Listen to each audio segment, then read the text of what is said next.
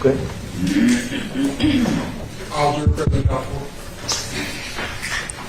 Thank you. All right, Mr. Shardt, you may present your closing. Thank you, Your Honor.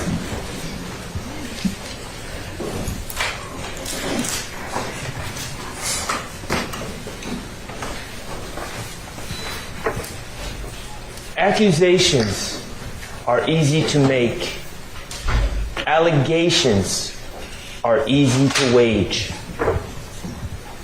And this indictment has plenty of both. But here's the thing.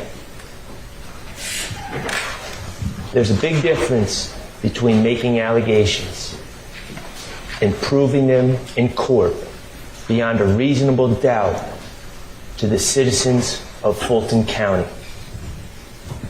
It's a different matter entirely.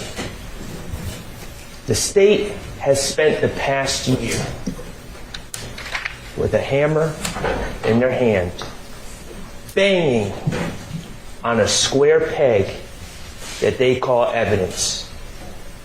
Banging, banging, banging, trying so hard to fit that square peg into the round hole that they call their narrative, their theory.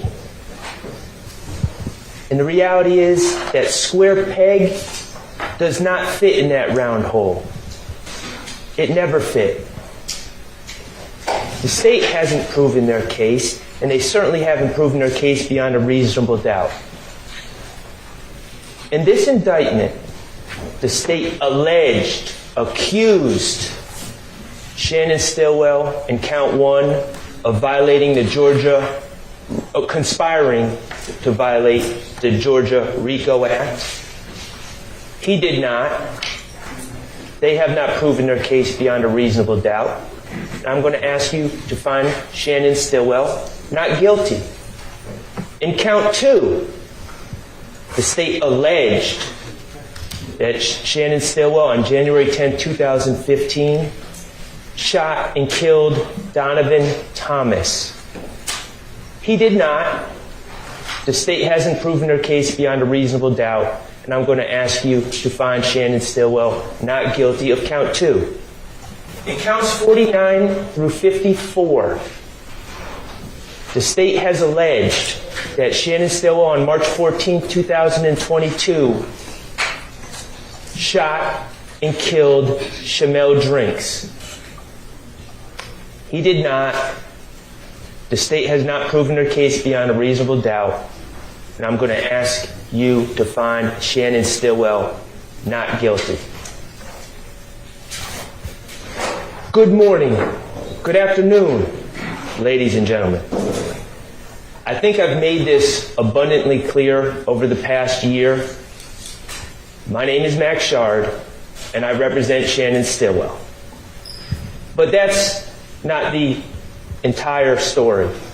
In fact, I have been joined by my co-counsel, Mr. David Botts, my wonderful legal assistant, Shaquille Kokomo, and it's been our honor to represent Mr. Shannon Stillwell throughout this process. And I'm excited for the opportunity to talk to all of you about the evidence that we have heard over this past year. But before we get started with that, I want to acknowledge you, the jurors. I want to acknowledge the immense time commitment that you have given this case. I want to acknowledge the sacrifice to your family, the sacrifice to your job, the sacrifice to your vacation plans. I want to acknowledge the patience that you have shown me and all the other attorneys. And I want to acknowledge the attention that you have shown this case. It's greatly appreciated. I acknowledge the fact that you have been paying close attention to this case, and for that reason, I'm going to try to avoid rehashing every piece of evidence. I'm going to try to be as direct and concise as possible to avoid unnecessarily taking up too much more of your time. Mr. Kokomo, if you could put page 3 up.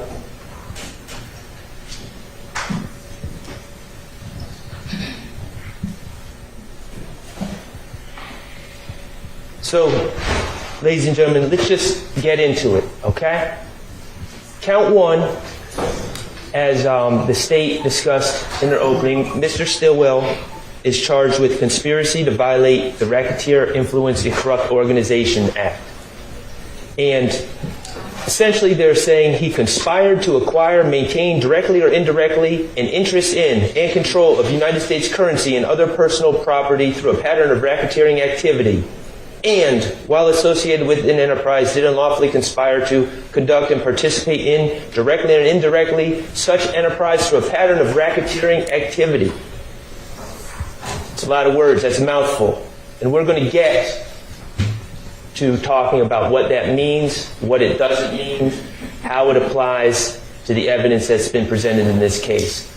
But before we even get there, I want to talk to you about a big part of the state's case in count 1, but also the other counts that they allege against my client. And that is the state's use of quote-unquote expert witnesses, more specifically the gang investigators that they have called. Mr. Kokomo, if you could put on page 4.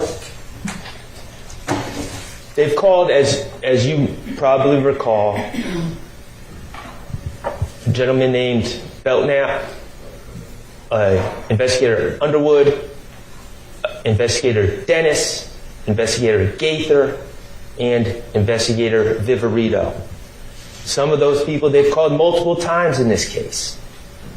And I want to talk to you about how to analyze their testimony and what your duties as jurors are to consider how much weight to give the testimony of those witnesses, those quote-unquote self-proclaimed experts. You'll be given this jury instruction, 130-130, about expert witnesses, and I'm going to focus on the second paragraph. It says, you are not required to accept the testimony of any witnesses, expert or otherwise. Testimony of an expert, like that of all witnesses, is to be given only such weight and credit as you think it is properly entitled to receive. So, and Mr. Atkins talked about this in his opening a little bit, expert witnesses are just like any other witness, and you're going to be instructed on how to evaluate the credibility of any witness. Not just lay witnesses, but experts as well. And there's some factors that the Honorable Court is going to give you to consider in evaluating the credibility and evaluating how much weight to give these witnesses. Some of the factors are their manner of testifying, how they come across at the stand, how they act, their means and opportunity of knowing facts for which they testify, their interest or lack of interest in the outcome of the case. Are they biased? And their personal credibility as you observe it. Those are all factors you can consider when evaluating Investigator Gaither, Investigator Dennis, Investigator Viverito.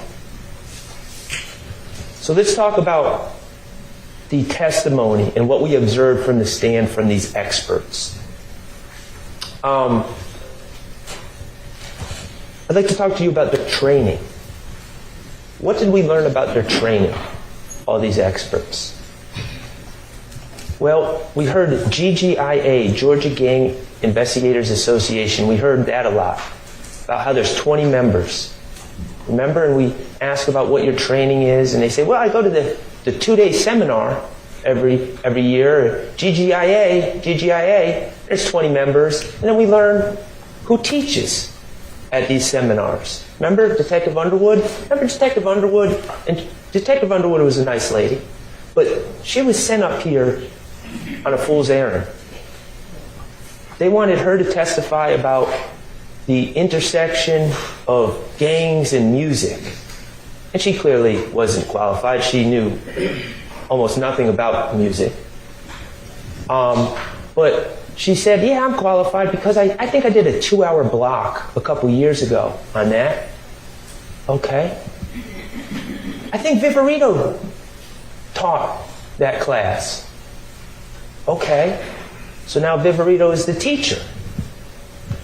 So I asked her, I said, oh, very interesting. You took a 2-hour class a couple years ago in this subject, and that makes you an expert. Okay. Did you guys hear from any experts in black history, black art, any literature professors, anyone that has studied hip-hop, anyone from the hip-hop community, anyone from the community at large, when you guys all meet, the 20 of you, to talk about gang stuff at this seminar? Nope. It was just Investigator Viverito. Okay, what about scholarly reports? Nope, just Investigator Viverito. The more we ask these witnesses, these experts, about what their training is, what their background is, what their basis for testifying as experts and telling us how to analyze things, telling us what certain words mean, telling us what's gang-related or not, telling us what's relevant and what's not. It all stems from these meetings, this echo chamber that they have, where they hear from no one else, no outside voices at all. And they all call each other experts. And they even created an association to look official. Talk about their manner of testimony, or testifying, excuse me. Think about Lieutenant Gaither when she was on the stand. Remember when I was allowed to ask questions? I tried to ask her some questions when they weren't vague. Did she really want to answer my questions? You know, you see on direct with the state, back and forth, it's like a tango. Yeah, it's like a script. And then I get up, where another defense attorney gets up to ask questions. Can't get a simple answer for anything. What color is the sky? Oh, let me tell you about the FedEx video. Just commentary. Same thing with Investigator Viverito. Just unnecessary commentary. Avoiding answering questions that I ask. Clearly, Investigator Dennis was doing the same thing. He's out of here. He was sent home. Consider the manner that they testify and how much weight and credibility they really have in this matter. Think about their interest and lack of interest in the case, also known as their bias. Mr. Kokomo, would you put up Mr. Williams 70A for me?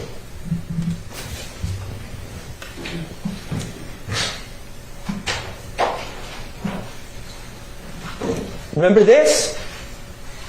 Remember Lieutenant Gaither getting up there? Oh yeah, I saw that. This was important.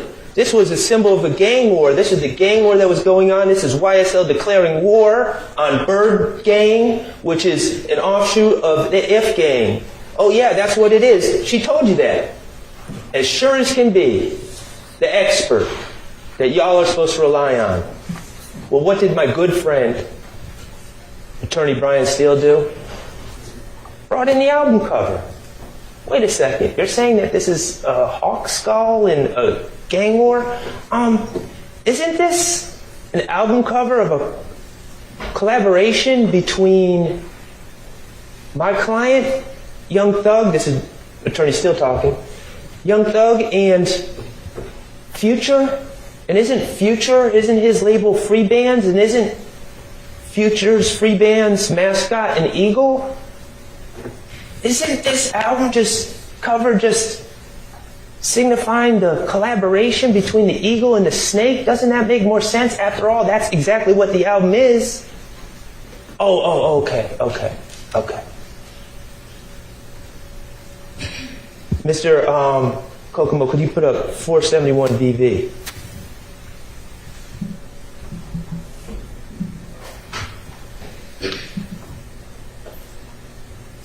Remember this?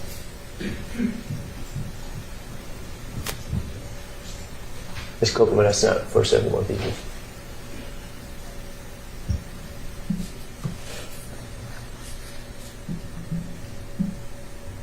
And actually, could you put up 471 VVA first?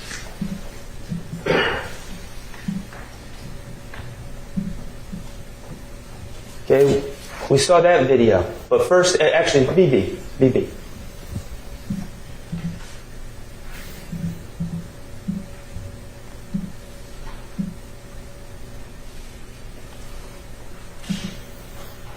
Investigator Viverito brought this into evidence, said this was one of the social media posts that she pulled. Remember that? When she wrote no reports about pulling social media, we have no idea what she looked at, what she didn't. She just determines what's relevant. Not us. Not you. You don't get to see that. She determines. Remember, this came into evidence. She said, of course, she didn't give us a date because she wrote no report, but she said she collected this shortly after the shooting of Chamel Drinks. I run with... What you saying? I run with cold-blooded killers. Blooded killers. And that's Quamarvius Nichols. That looks pretty bad. Looks bad. It's posted a day after this killing. And it's a post, and clearly that's what it says. No other explanation. And then what do we find out later? What do we find out later? Could you put on 471 VV? Can you play it, Mr. Kokomo?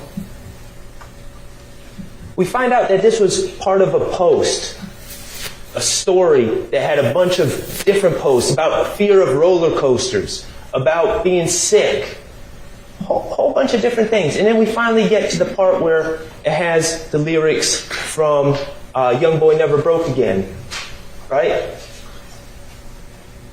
Let's watch.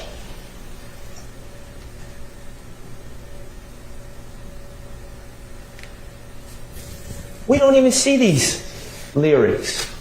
Why don't we see them on this post? Because they're on for a millisecond in the very beginning of the switch.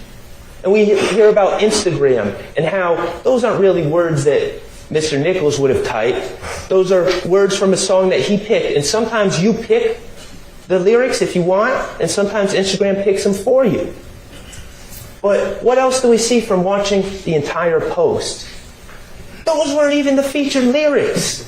The lyrics were being transitioned to the lyrics that either Instagram or Mr. Nichols picked. But in a split millisecond, for whatever reason, these lyrics that Investigator Viverito so desperately wanted you guys to see were on the screen. And so what did Investigator Viverito do? She gets the post. She goes frame by frame until it gets to that exact point where it has what she feels looks like incriminating words by Mr. Nichols. Words that weren't even picked by him. And she freezes it, and she screenshots it, and then she puts it in front of you. Again, no report about what she did. She manipulated the evidence. And she's caught. But what does that tell you about her? When we're talking about assessing credibility, your lack of interest in the case, your bias. Does she have an agenda when she does things like that? Of course she does. She's not a neutral witness. She might as well be sitting here. But I don't even think they would do that.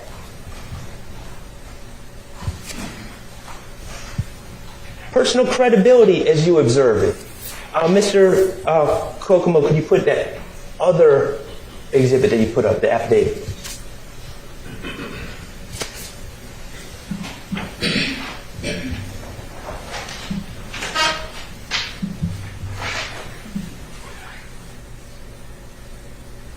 .530 VV, this is the affidavit. Remember we learned about affidavits And investigator Viverito was looking into the assassination attempts that she was of Mr. Rashawn Bennett in the jail. And she wanted to search Jeffrey Williams' home, right? And so she had to fill out an affidavit to give it to a judge to get permission to convince the judge, basically, to give her permission to search Jeffrey Williams' home for evidence. So what did she do? She finds a conversation, a text thread, where Mr. Williams says, YSL rule the world, kid, 24M on an N head. And she bolds it and makes it bigger and circles it for the judge to draw attention to that, because of course she wants the judge to feel that Mr. Williams is just ordering hits on people. That's the implication. That's the message she's sending the judge. And here I am. I know about Jeffrey Williams 3 and Jeffrey Williams 4 that Mr. Steele brought in, about the day before this text thread about Lil Uzi Vert putting a $24 million diamond into his own forehead, and Jeffrey Williams thinking that's funny, and that conversation happening, and this having nothing to do with ordering hits on anyone. And here I am. I say, oh, let me confront Investigator Viverito with this. And what was my point, really? What should have happened? Oh, yeah, I misinterpreted that. You're right. And then I would have been Mr. Smart Lawyer and say, see, jurors, Investigator Viverito doesn't always know what she's talking about. She misinterpreted that one when she's telling you what my client means when he says things, what other people mean when they say things. Investigator Viverito doesn't know. She makes mistakes. That's what I thought was going to happen. But what happened? Something far darker. Investigator Viverito sat in that chair and said, she doubled down. And she said, you know what? Even knowing what I know now about 24M on an N's head, even knowing what I know now, I would still put it in that affidavit. That's all I needed to hear. Yeah, I would mislead a judge. Yeah, I would lie in an affidavit. Yeah, I would cheat because I'm that invested in this case. I'm that invested with taking these guys down. I'm that invested. And if she's that invested in that, and the rest of these gang investigators are that invested, consider their credibility. Take what they say with a huge grain of salt. You don't have to believe what they say. You can disregard everything they say. The law allows you to do that. When they say, oh, this is a hybrid gang, and they can't even explain what that means or why it's classified as a hybrid gang, and it's just something that they come up with at their little private meetings every year at these 2-day seminars where they don't get input from anyone else. You don't have to buy that. It's not a hybrid gang.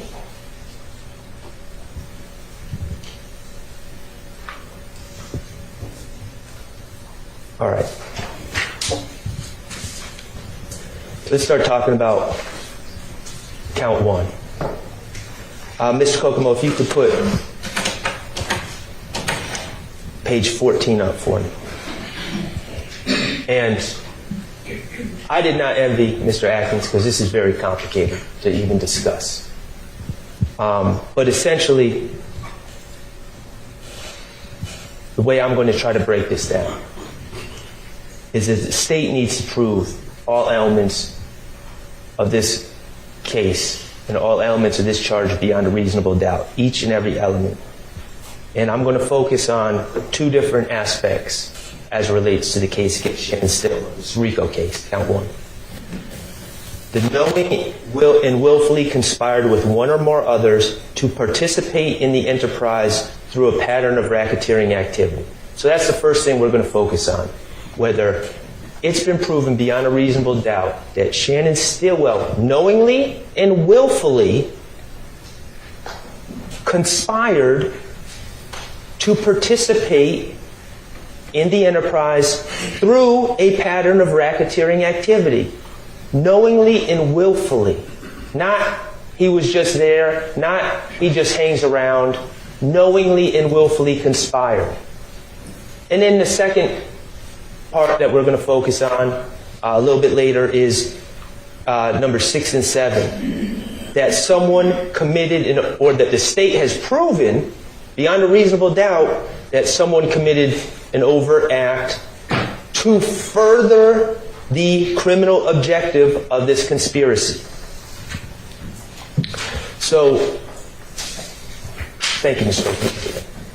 So when we're talking about the question about whether Mr. Stillwell knowingly and willfully conspired to basically take part in racketeering activity, a pattern of racketeering activity, I think we have to look at this whole case in context. I think we have to consider the origin story of what everyone's calling YSL, whatever you want to call it. The state seems to suggest that a bunch of people all came together to commit crimes. Just a big conspiracy. We're all going to come together and we're going to be a racketeering organization. That's not the case. Now, let me be clear. Of course, crimes were committed. Crimes were committed by people with YSL tattoos on their face. Crimes were committed by people that use YSL emojis on social media. Crimes, I'm sure, were committed by people that use the word slap. But that's not the issue here. The issue is whether Shannon Stillwell knowingly and willfully conspired to be part of this RICO organization.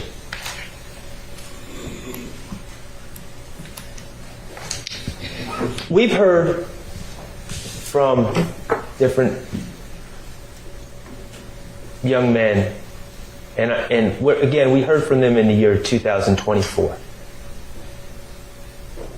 Talking about things that happened in 2012, 2013. So please keep in mind when you see a 28-year-old testifying in 2024, we're talking about maybe a 16-year-old back in 2012. And we've heard testimony from people from Cleveland Avenue. We heard from Walter Murphy. We heard from Trontavia Stevens. We heard testimony from people from Capitol Homes. We heard from Quindarius Zachary. We heard from Antonio Sledge. We know that my client, Mr. Stillwell, is from Thomasville. We know that he was raised by his grandmother. His mother was never part of his life due to her drug addiction. We know about these communities, about poverty, about the lack of education. I'm not trying to paint with a broad brush. This does not apply to everyone in these communities.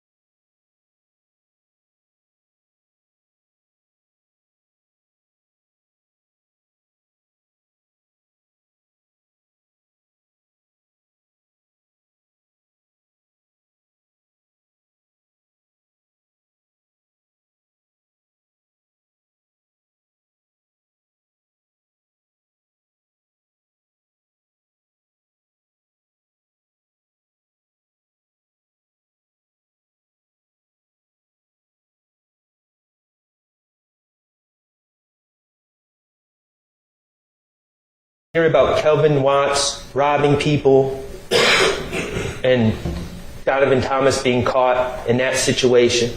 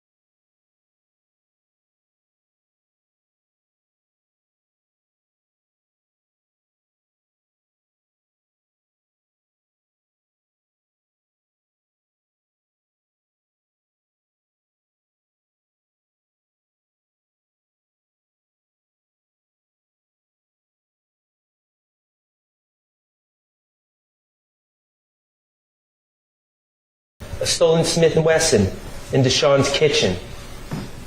And they find a stolen MacBook in Deshaun's apartment. And they find stolen IDs and stolen property in Deshaun's car.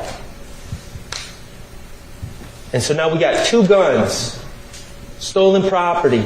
Oh, and then the police are saying, oh, this stolen property, it's linked to auto breakings that have happened in your neighborhood.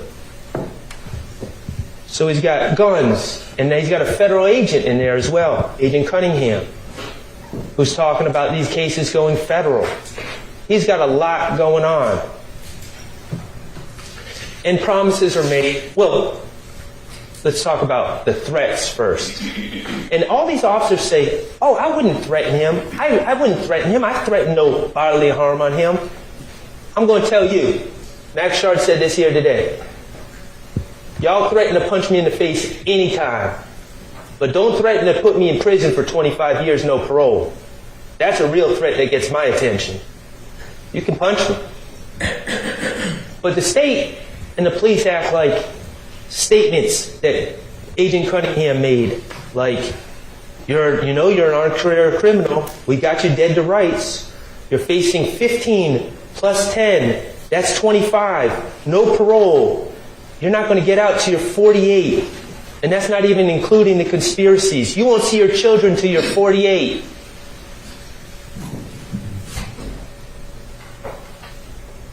That's a threat. That's a lot more bigger threat than I'm going to punch you in the face or we're going to beat you until you confess.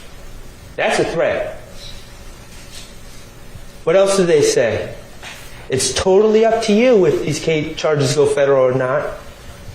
You have to help yourself. I'm going to call the U.S. attorney and they're going to ask me, what did he do to help himself? You see what goes on here? This isn't an accident. This is the playbook. get the liar, get him jammed up, threaten him, tell him he's not going to see his kids again until he's 48, and then, oh, but maybe we can do something for you. You just got to give us what we want. And yes, that was enough to make self-admitted liar, self-admitted finesser, a person who fully admits that he would lie on anyone to get out of jail, to stay out of jail, to get out of trouble. That was enough to coax him to make up a story about Shannon Stillwell and others. And that was actually enough to put his plan in motion, because he knew someone was going to have to back up his story. And that was enough to have him reach out to Demekion Garlington and try to get Demekion Garlington to go out and go on with the story. Which, of course, Mr. Copeland told us he's no longer friends with Mr. Garlington because Mr. Garlington would not go along with that story. Or he's upset with Mr. Garlington because Mr. Garlington would not go along with that story.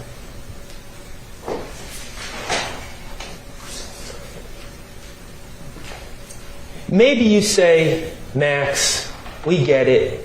He's a liar. He was jammed up. But maybe this threat of prosecution was what was needed to bring out the truth.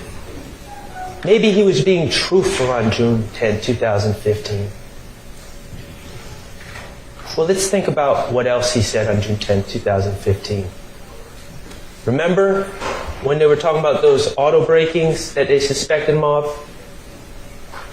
And said, you're going to have to answer these auto breakings. Why do you have all this property and these cars? We know you're involved. Remember what he said? Nah. That was Lil Mike and Quez that did them. Remember the detectives? They looked at each other, Lil Mike and Quez, Lil Mike and Quez. Well, what did we learn in the cross-examination of Kenneth Copeland?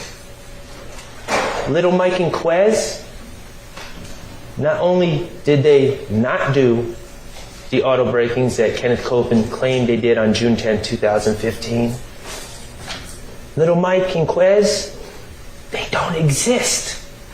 He made them up on the spot on June 10th of 2015. So my answer to you, if you think, oh, this pressure was needed to get Kenneth Copeland to finally be truthful, nope. He was lying. He made up people that didn't exist in this very statement that the state wants you to take as truthful from one of the biggest liars we've ever seen in our lives. Mr. Kokomo, if you could play what's on page 35. And what did Kenneth Copeland say on a call from the Fayette County Jail on December 21st, 2022, on a recorded call that Attorney Steele brought out? First thing I did, I ain't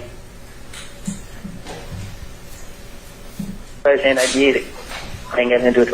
I lied on to it because, I found out that he I can't say that. I can't say that on the phone, but it's some shit happened between me and him back then, and just so happened I got locked up the next day. You feel me? He admitted. He said, I lied on Thug. The very same interview, he was saying all sorts of things about Thug. He admitted he was lying. He was making stuff up to get himself out of trouble, to get out of his situation. And he got caught in a recorded line saying as much. Ladies and gentlemen, Detective Thorpe fell for the finesse. Kenneth Copeland said it was easy. Lieutenant Gaither fell for the finesse. The police report fell for the police department fell for the finesse. Kenneth Copeland got up on the stand and explained the finesse to you, to your faces. We know better than to fall for Kenneth Copeland's finesse. We know better than to just accept his words.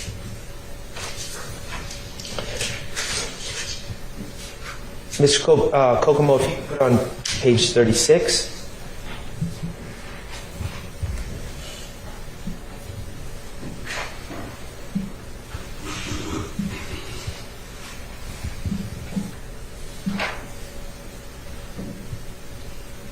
This is the other state's witness, the other witness that they chose to bring in front of you, Quindarius Zachary.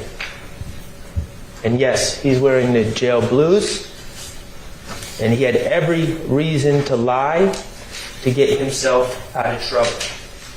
First of all, what did Quindarius Zachary say at trial?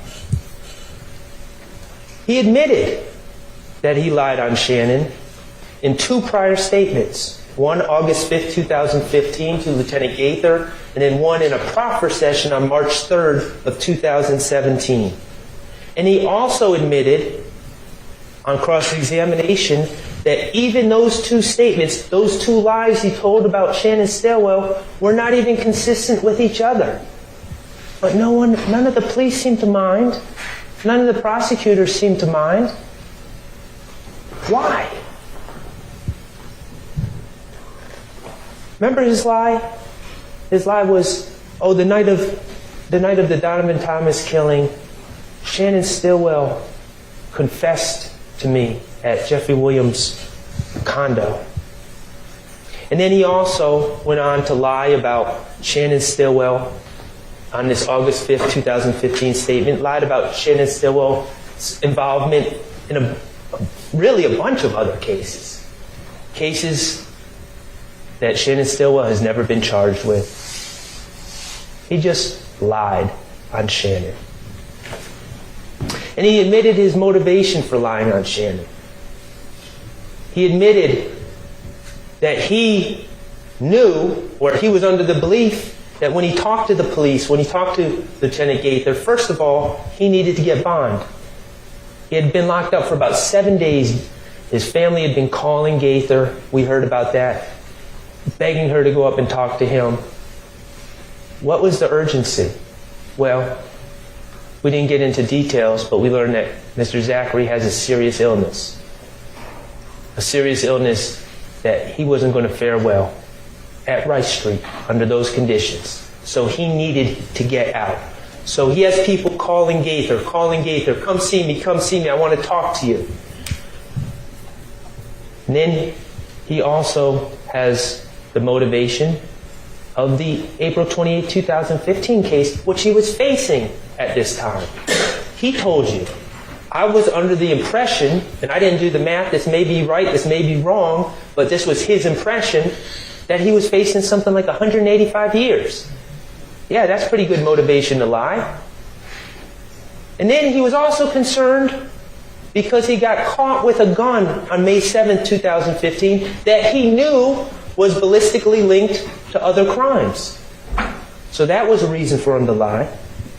And finally, why Shannon? Because he wanted to get back at Demekion Garlington, because Demekion had told the police about the April 28, 2015 incident. And he figured blaming Shannon for things was a way to get back at Demekion, because at that time, Demekion and Shannon were close friends. So those were his motivations. Let's talk about the statements he gave. We heard about Investigator Gaither being called repeatedly to go down there and talk to him on August 5th, 2015. And she said, okay. Remember, he wanted to talk about other stuff. He didn't want to talk about his case. He wanted to immediately get to the point where he's telling lies on other people to get bond or get released, get consideration. And Gaither, to her credit, said, no, we got to talk about your case first.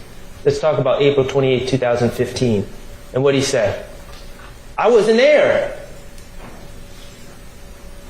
I wasn't there. The only reason I know about it is because Demekion Garlington told me the next day.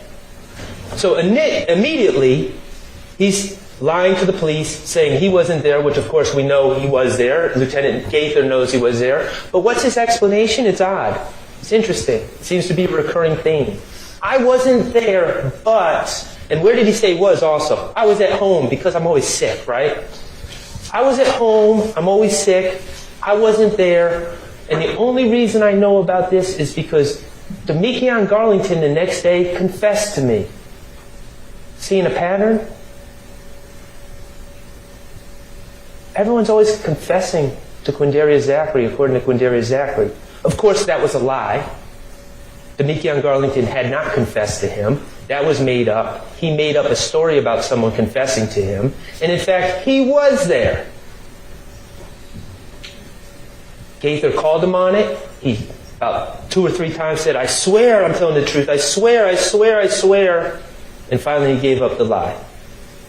And then he proceeded to move on to other cases and make up lies on Shannon. March 3rd, 2017 was the second statement set up by his lawyers. You got to understand what a proffer session is, as it was a session for him to give as much information as he could about as many instances as he could, and the DAs were in the room. They can consider the information given, and then they can give any consideration that they deem appropriate to Quindarius Zachary for his assistance in providing information. Those were the 2 statements. But here's the thing. You know, it's not complicated to keep a story straight if it's the truth. But if you're making up lies, the context, the details tend to change. It's a little bit more difficult to keep everything straight. And I think about all of us. You know, I think about when I was a kid. I saw a space shuttle explode on TV when I was sitting in the classroom watching it take off. And I remember exactly where I was. I remember who was sitting next to me. I remember whose class it was. I remember what grade I was in. It's etched into my memory. I remember when my favorite football team first won their Super Bowl in my lifetime. I remember everything about that. I remember who the announcers were. I remember who won the MVP. I remember what room I was watching the game in. I remember who I was watching the game with. I remember when this country elected their first black president, our first black president. I remember who I was watching TV with that night, the emotions, what room I was in, what channel I was watching. I remember even silly things. I remember watching the Oscars and seeing a man run up on another man and slap him in the face while I was watching with my wife on our bed in our old house while she talked on the phone with her sister. I remember those details, those things that are etched into my mind. And I submit to you, ladies and gentlemen, if a friend of mine came up to me in real life like this, if it really happened, if a friend of mine came up to me and said, Max, I have something to tell you. Earlier tonight, I murdered one of the most powerful gang members in all of Atlanta. I submit to you, ladies and gentlemen, that I would remember exactly where I was when he said it. I would know exactly what was going on, where we were, who else was there, and what exactly was said. Because that's the type of thing you wouldn't forget. That's the type of thing you wouldn't forget details of. But what do we know about Quindarius Zachary's renditions of this alleged confession by Shannon Stillwell? It changed. It changed from August 5th, 2015 to March 3rd of 2017. On August 5th, 2015, he claimed that Shannon Stillwell confessed, but just said, we caught Nut down bad. On August 5th, 2015, He said, we caught Nut down bad. And then, according to Mr. Zachary, on August 5th, 2015, Shannon Stillwell also named 3 other individuals in the car. That was his statement on August 5th, 2015. But then on March 3rd, 2017, he's asked about the same alleged confession. And it's, oh, Shannon just told me he caught Nut down bad, and he didn't give me any other details at all. Didn't say anyone else who was in the car. What about the timing of the confession? On August 5th, 2015, Quindarius Zachary claims the confession occurred just as he and Muntunk pulled up to Jeffrey's condo. And Shannon was about to go to a girl's house, and we crossed paths, and he confessed to me. On March 3rd, 2017, what was the story? No, Shannon wasn't there when I arrived at the Sky House. Shannon didn't show up till later that night, till about 4 or 5 a.m. He was dropped off by some girls. I know because I let him into the condo.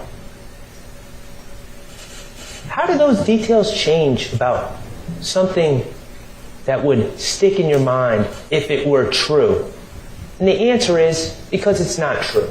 Because it was a story that was made up by Quindarius Zachary, who was facing 185 years, who needed to get out of jail because he had a serious illness, who knew that the gun he had been arrested with was going to be linked to other crimes. And just like Kenneth Copeland, he was someone that was willing to lie to get himself out of trouble. And at that particular time, the state, the investigators, and everyone else had enough leverage on him to force him to make that decision to lie on someone else to save himself. It's a sick game. It is a sick, sick game. So we got these 2 liars who were strategically interviewed at the very time they're most likely to lie.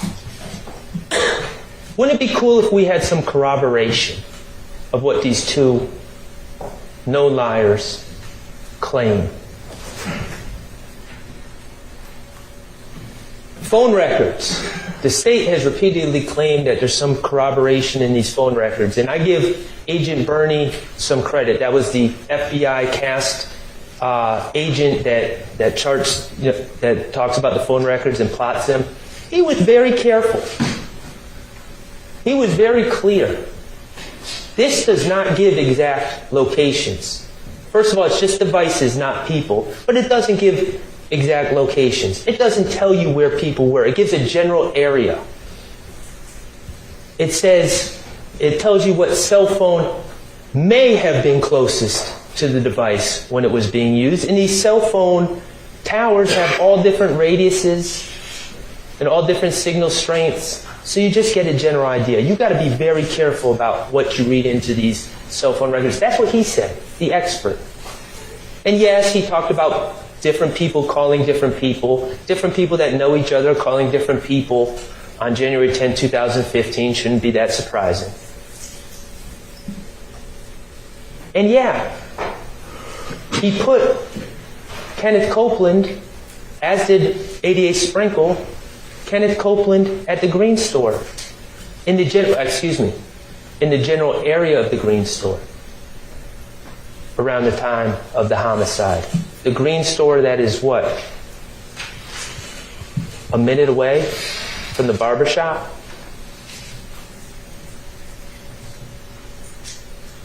What did the phone records corroborate again? That Kenneth Copeland was right there at the time of the murder? That people were generally going north and south on the highway? What did they say about Shannon Stillwell? Where did they say he was? Go look at those phone records. Did they provide any cell phone records for Shannon Stillwell? How about Diamante Kendrick? What is the power of those cell phone records again? What do they corroborate? Did they have Kenneth Copeland wear a wire? Remember, when he was so desperate to get out of jail, I'll wear a wire, I'll wear a wire. That would have been an idea. Prove what you're saying, Kenneth. You're a liar. You're a known liar. Don't just tell us stuff. Prove it. Nope, they didn't put a wire on Kenneth. What about wiretapping phones? We know they know how to do that. Did they wiretap anyone's phone to corroborate anything Kenneth Copeland and Quindaria Zachary said? Nope. So then we get to surveillance video. And this is where this gets kind of ugly. Kenneth Copeland claims he was at the green store, not outside the barber shop at the time of the killing. And his phone records put him in that general area. How many times have myself or Attorney Steele asked about the green store? Detective Thorpe claims that he went to the green store to try to get surveillance, but he didn't think they had any. Really? Because I heard about my client being shot at, his head being shot at that very same green store, and I heard the officer responded and looked at the surveillance to determine who was shooting at my client. I've seen pictures of the green store. I see the cameras.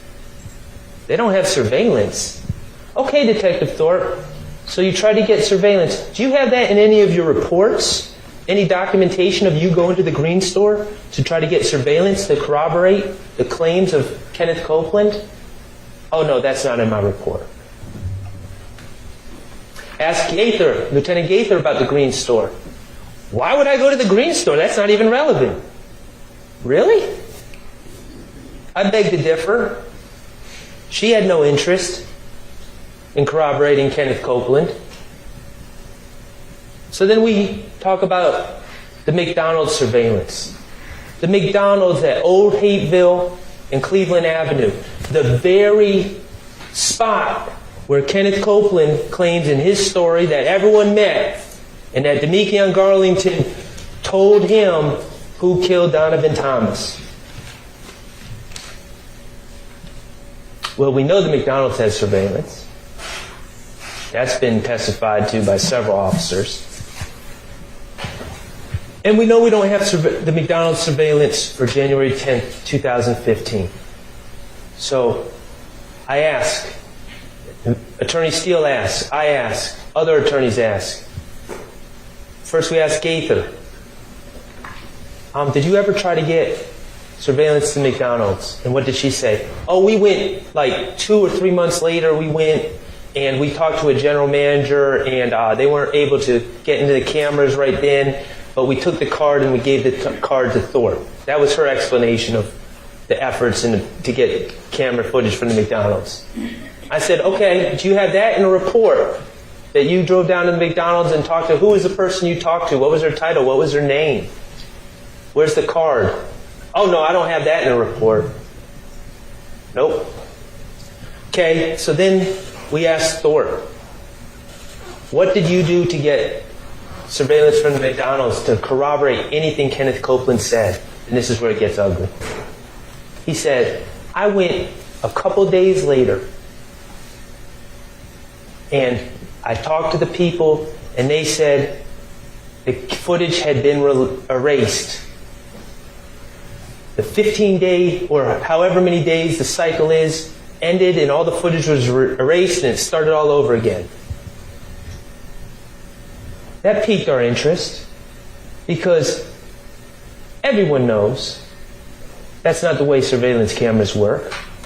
Everyone knows it's first in, first out on a rolling basis, meaning if it's a 15-day cycle, at the end of 15 days, everything isn't just erased, but it starts taping over the beginning parts again, so you always have 15 days memory. Everyone knows that you wouldn't go to the McDonald's 2 days after an incident and find out that the whole system had been erased, because that's not how surveillance systems work. And we asked every officer, it seemed, that came up here, you ever hear of a surveillance system working that way? Where it just all erases at one time, or does it roll first in, first out? Every one of them said they never heard of a surveillance system just erasing all at one time. Every single one of them.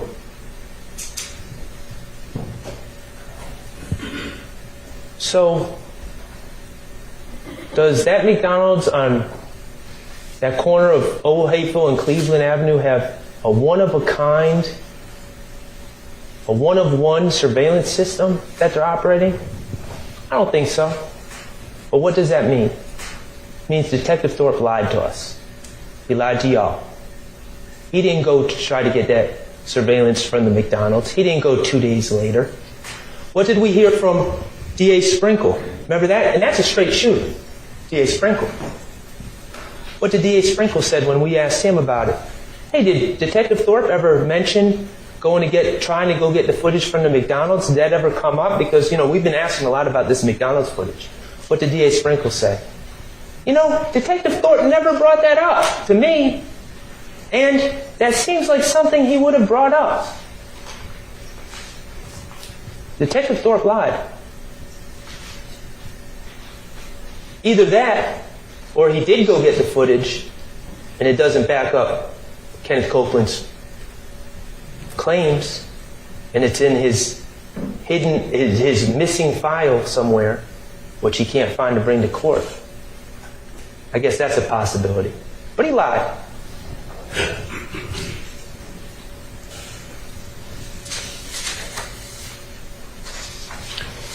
All right, so the elephant in the room. Who killed Donovan Thomas? It's not our burden to solve this case, first of all. The jury instructions are clear. It's not our job to solve cases, especially cases that happened 9 years ago. But to the extent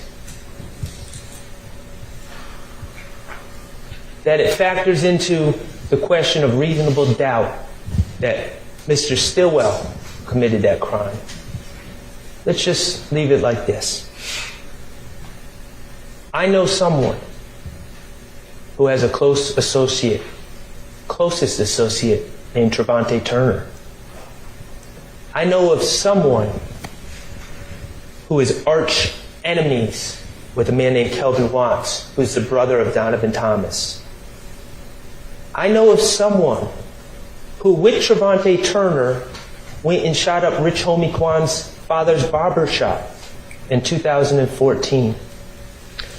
I know of someone who stole Donovan Thomas's nut chain and wallet and cell phone out of his truck in late 2014, and when asked about it by the police, repeatedly lied about that situation. Repeatedly pretended that him and Donovan Thomas were cool. I know someone who was jumped by Kelvin Watts in Club Crucial on January 6, 2015. I know someone who basically admitted on the stand, I'm listening, to shooting up the TIG studios at 675 Metropolitan Avenue on January 8, 2015, 2 days before Donovan Thomas's death. A shooting which shot a hole in Rich Homie Kwan's windshield. And if you recall from the officer who responded to the scene, a shooting that very well may have occurred while Donovan Thomas was present. Remember, I asked that officer, were there people there in the studio at the time? Yes, there were. Who were they? I don't know. They wouldn't open the door. They wouldn't come and answer. And I know someone who was put on the proverbial plate by Donovan Thomas on January 8th, 2015. Mr. Kokomo, could you please play DS24F?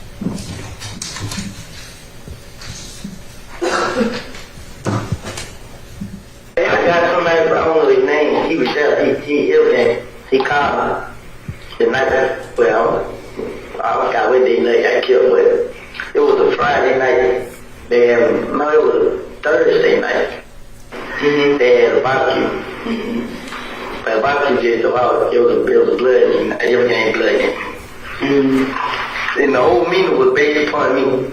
They was all in there talking about this and this, talking about this and this. So the nigga Mo was on the phone. So Mo told everybody,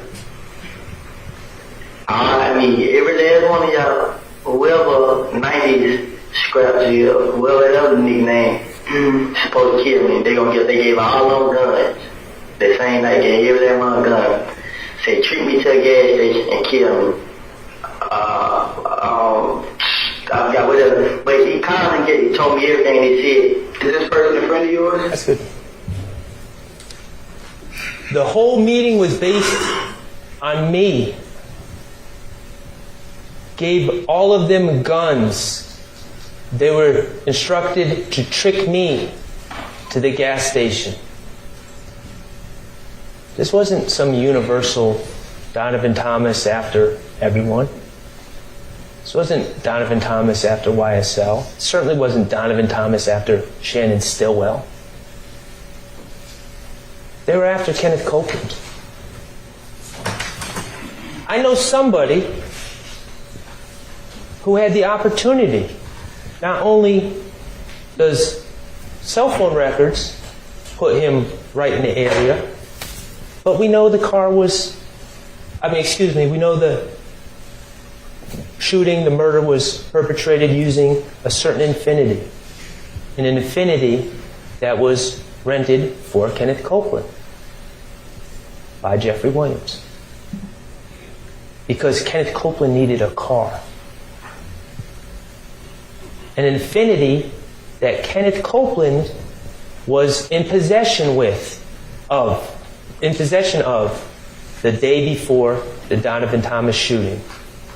An Infiniti which was last known to be in the hands of Kenneth Copeland and Quindarius Zachary before, according to Kenneth Copeland, he handed it off to his good friend, closest associate, partner in shooting up Rich Homie Kwan's father's barbershop, Trevante Turner, also known as Threat.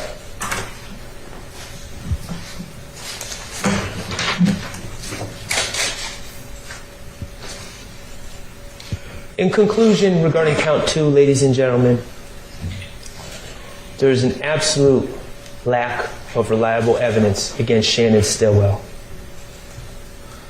He had no motive. His problems with all these people happened afterwards. Once APD falsely accused him, once the streets falsely accused him of committing this crime, that's when people started shooting at his head and shooting at cars he was riding in. He didn't have any problems with Donovan Thomas. There's no evidence of that. There's no forensics, no DNA, no cell phone records putting Shannon Stillwell at any scenes. He's not on the Texaco video. It's just two witnesses, both proven and admitted liars who changed their stories repeatedly on tape, right in front of all of us. Both people who had every reason to lie when they gave their stories. Two people that were chosen by the state to be the key witnesses in the case. But two witnesses, to their credit, who at least came in here and owned up to the fact that they were weak. They chose themselves. They chose to lie on others to save themselves, and at least they came in and told you that. Other than that, there's no corroboration at all. All right. We got a little more to go, okay? Let's take. That was my hint. I picked up. All right, everyone, let's take that report. Call round for the adjournment.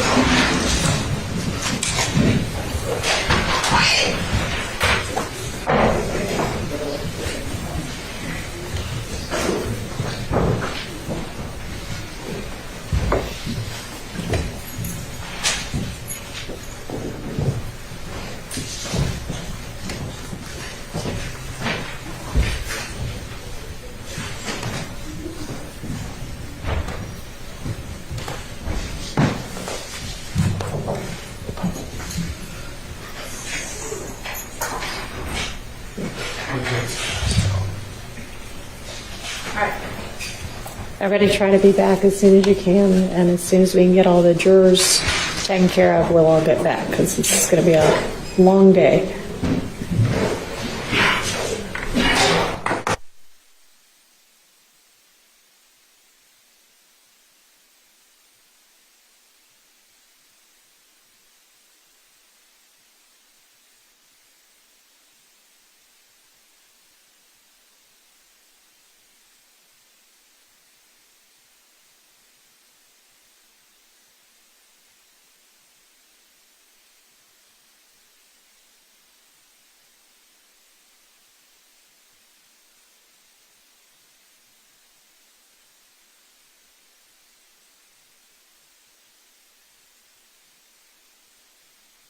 Please.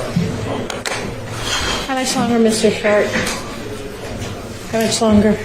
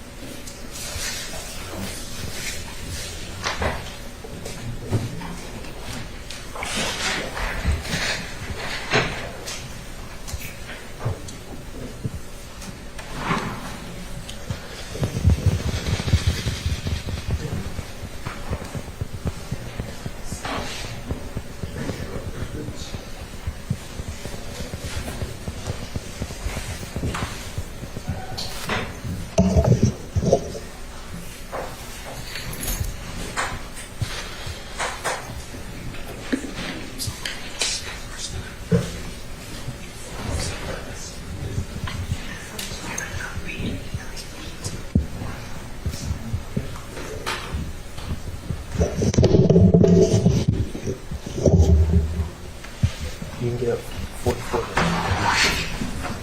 Oh, page 44, count. All right, Missouri.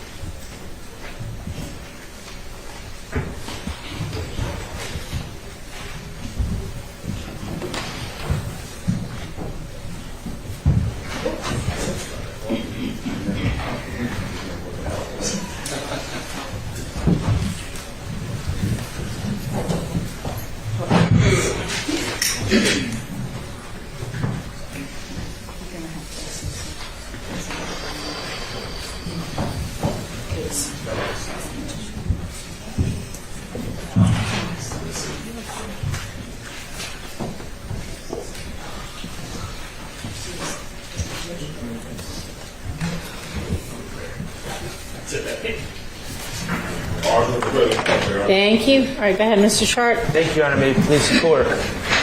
I see the coffee. I can take a hint. We're almost there, okay? We're going to move on to the Shamel Drinks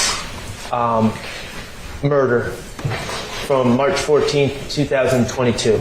And there are several counts regarding this case.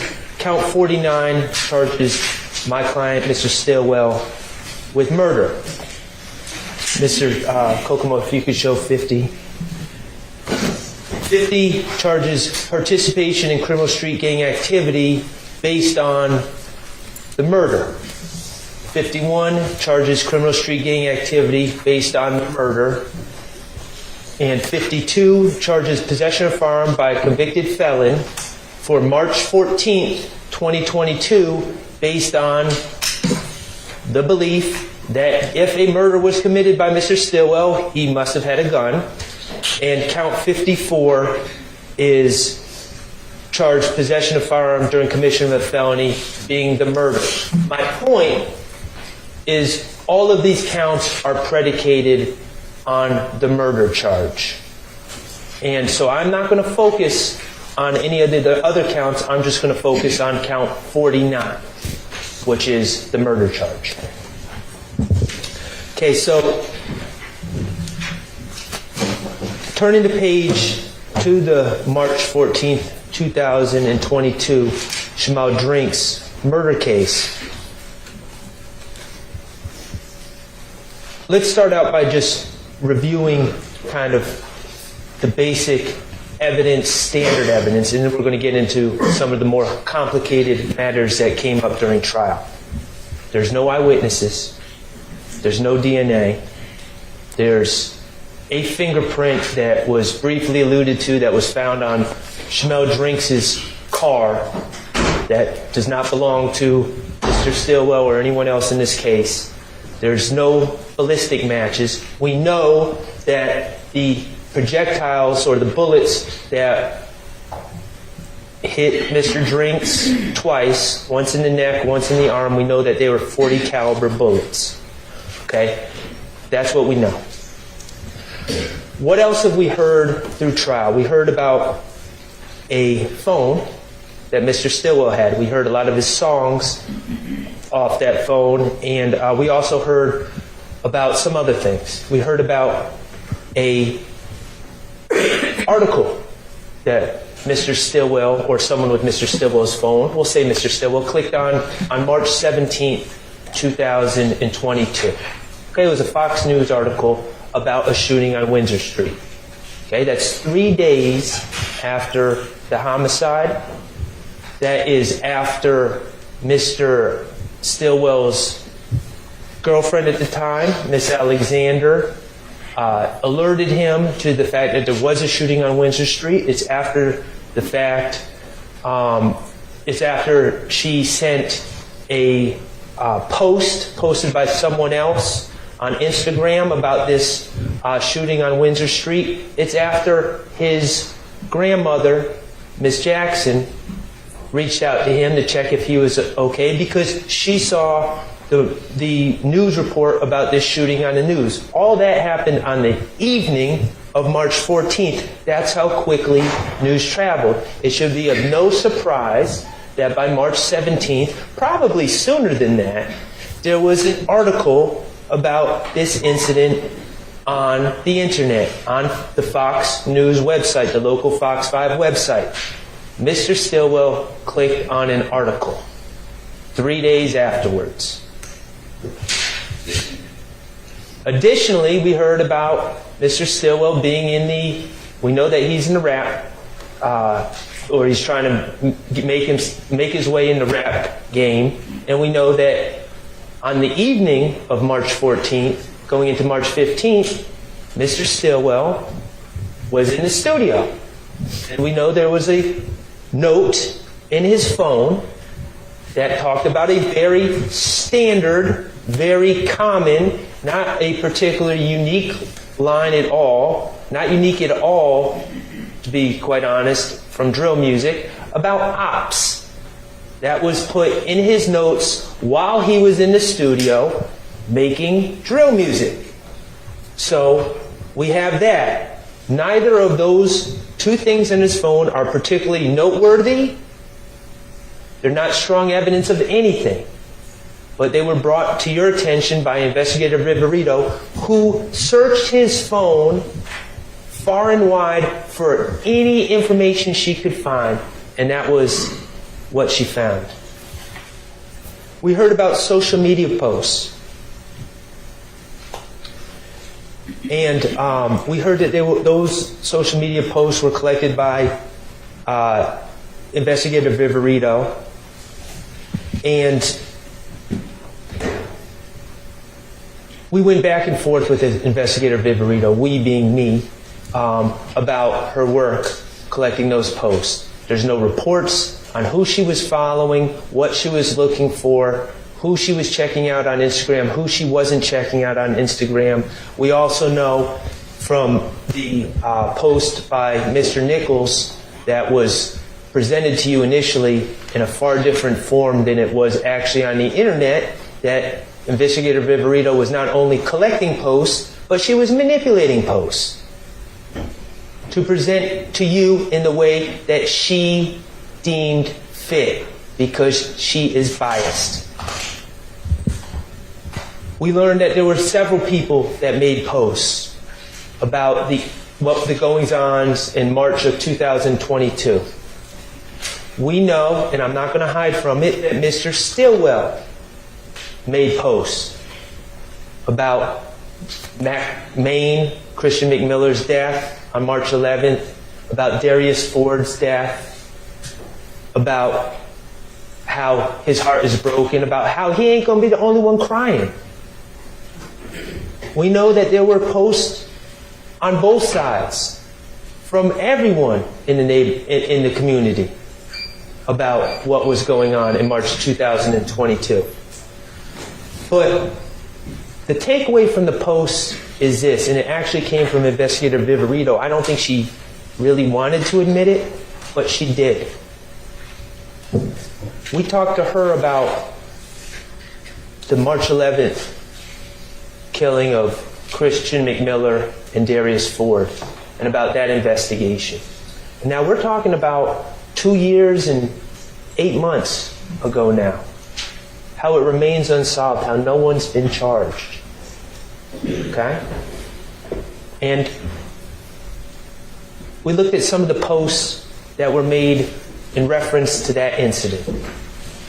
We learned about a Big Nick who posted just after that incident, slime and chalk. And we know what that, it's pretty self-explanatory. And we know about these other accounts. Edgewood, I think it was Edgewood James and Joey Hurst, two other accounts that weren't necessarily their names, may have been kind of like pseudo accounts or fictitious accounts, celebrating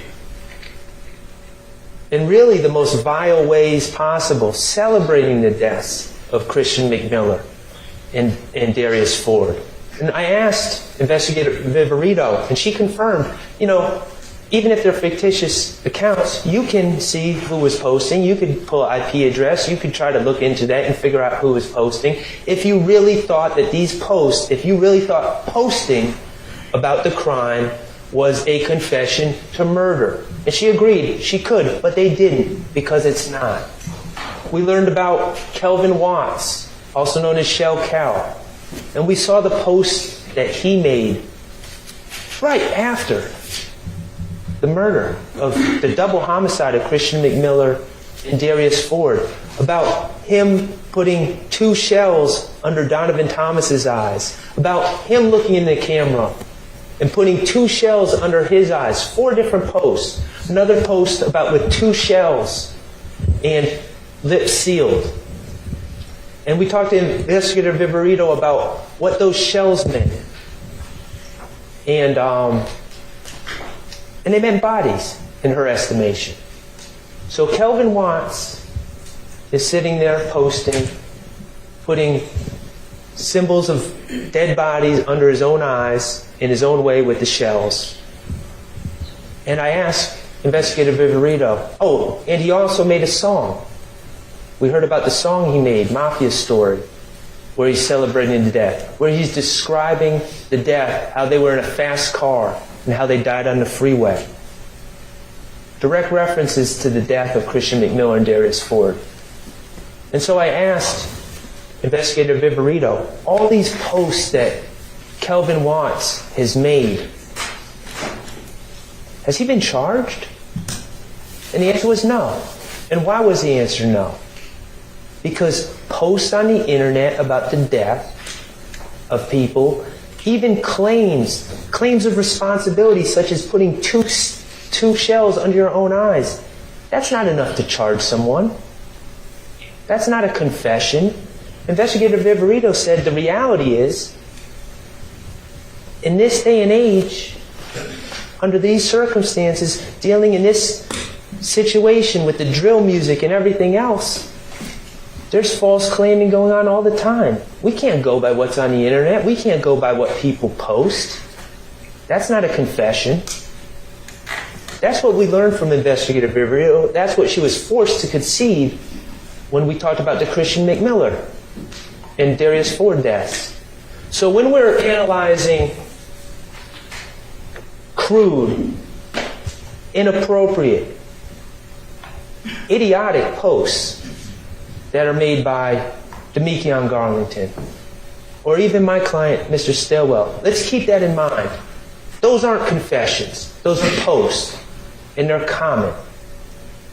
And even Investigator Viverito, who I have maintained pretty clearly is not an honest broker, was biased, even she had to admit that. Ballistics is interesting because we know about the FN that Mr. Stilwell is allegedly being linked with. 5-7 FN. And that was always a hole in the state's case, right? Mr. Drinks was shot with a .40 caliber bullets. Mr. Stilwell has never been linked to any weapon that shoots .40 caliber bullets, at least not in 2022. So Investigator Viverito shows up in court looking to put her stamp on the case, looking to sway the jurors, and she looks at a video and she says, yeah, on that table, I think that's a Glock 27 based on the bottom of the grip. I'm not an expert. I'm not saying it is, but I'm just going to kind of hypothesize in front of the jury that it's a Glock 27 and they shoot .40 caliber bullets. Okay, you're not an expert, but you're throwing that in front of the jury. Never said it before until you're on the stand. And what's your experience with Glock 27s? Well, one time I went to the gun store and I was trying to decide what kind of gun to buy, and I held a Glock 27. That's it. Think about Investigator Viverito and her bias and her trying to sway you and identify or claim to identify a firearm and a make and model from that picture and what her basis is, what her real basis is. Any evidence that Mr. Stilwell ever possessed that gun? And what did she say? She just can't answer no, because of course there's no evidence that Mr. Stilwell has ever possessed that gun. She says, well, do you have any evidence? Or I don't have any evidence that he didn't. Well, geez, that's an interesting shifting of the burden of proof from the state's witness. She's biased. She came in there to try to solve a key problem of the state's case, which is that Mr. Stilwell is not linked to any weapon that could possibly shoot the fatal bullets in the Shamel Drinks case. And she tried to solve that problem for the state with her little trick and her little identification based on one-time handling a gun in some pawn shop or some gun store somewhere. Don't fall for it. It just shows her bias. So, we heard the wiretaps. State brought on the wiretaps. And yes, the wiretaps do show Mr. Stilwell. We heard a call, Mr. Stilwell laughing about sneaking out when the police showed up and talking about taking a stick and his FN from the house after the police showed up. We own that. We acknowledge that. Neither of those guns could shoot the bullets that killed Mr. Drinks. But there was another wiretap that was played that I'd like us to just hear again. And Mr. Kokomo, you know where I'm going? Okay. It was from a call on April 1st, 12:29 a.m. And the state made such a big deal of this. Of course, the wiretap... Hold on one second, just don't play it yet. Thank you. the state made a big deal of this because it's a wiretap. Demekion Garlington's on one end on his cell phone. And the state made such a big deal about Mr. Stillwell, what he was doing on this call on April 1st. Of course, we know he was in jail. He'd been arrested on March 17th. So he's in jail, and he's talking to Demekion Garlington. And they make a big deal. He's on a contraband phone. He's on a contraband phone. Now, I'm not saying that's right, but let's think about that scenario for a second. We've been sitting here for a year listening to the same. This call is subject to being recorded, right? Every time someone comes from the jail, because it is recorded. Mr. Stillwell's on a cell phone. He doesn't know Mr. Garlington's phone is tapped. Mr. Garlington doesn't know his phone is tapped. As far as they're concerned, they're having a private conversation. They have cut out the recording and are having a private conversation about March 14th, 2022. And what do they say? First, Mr. Kokomo, could you play 239 to 310? Yeah, that's what I'm saying. Like, that's what I'm telling folks. I'm like, shit, what the hell they locked up for? Like, they just saying about the camera. I'm like, bro, they good. I'm just like, they gonna assume some shit like that anyway. They gonna assume that, like, y'all ain't did nothing to him, so. That's what I keep telling goddamn Lil. I keep telling him, like, just chill. Like, I know. Yeah, cause they saying he panicked. Yeah, I'm like, this ain't nothing, bro. Like, they just doing that cut. It seems as a goddamn gas station. Like, just chill. You see what I'm saying? Yeah. In this private conversation that they're having, they're not saying, oh, how can we cover this up? Oh, I think they're onto us. Oh no, I think they got us. They're saying, we didn't do anything. They're just assuming we did stuff because we're at the gas station, which is a fact that we have never denied. They were in fact at the gas station. They're having a private conversation and they're talking about how innocent they are and how the police got it wrong, and Mr. Stillwell is just saying, let's let it work itself out. So let's go to 1210 to 1225, Mr. Kokomo. Thank you.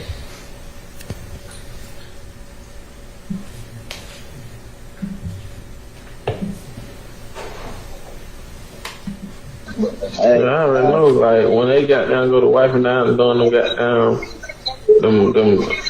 you know, they gunpowder, forensics, all this shit there. Yeah. You gonna come back clean, you see what I'm saying? So I ain't tripping on that. Uh-huh. Yeah. Okay, let's consider that comment. First of all, no one said the car has been cleaned. It's going to come back clean, is what was said. And now, listen to what Mr. Stillwell says. Once they GD going to wipe it down, doing GD, you know, the gunpowder forensic, all that S, H-I-T, the gunpowder forensic, does Mr. Stillwell sound like an expert in gunshot residue there? Does he really sound like someone that's going to say, oh, I have so much inside knowledge on this forensic work that the police do on the inside of cars that we must clean the headliner of all things? No. He sounds like someone who knows that they were in a car on March 14th, 2022, knows that they were at the BP, knows that they left and they drove down Windsor Street, and knows, despite the fact that he's been arrested falsely for killing another gentleman, he knows in his heart that no gun was fired by him inside that car or outside that car. That's how he knows it's going to come back clean. It's not some devious mastermind that's got some inside information on the forensic work. He barely knows what he's talking about. You know that gunpowder forensic? All that S-H-I-T. That's the comment of someone that knows where they were on March 14th and where they were driving and what they did not do. And what they did not do was fire a gun.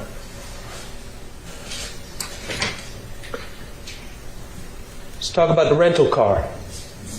state made a big deal of this rental car. Yes, Mr. Stillwell rented a car on March 14, 2022. First of all, we've seen the BP tape. There was no plan, okay?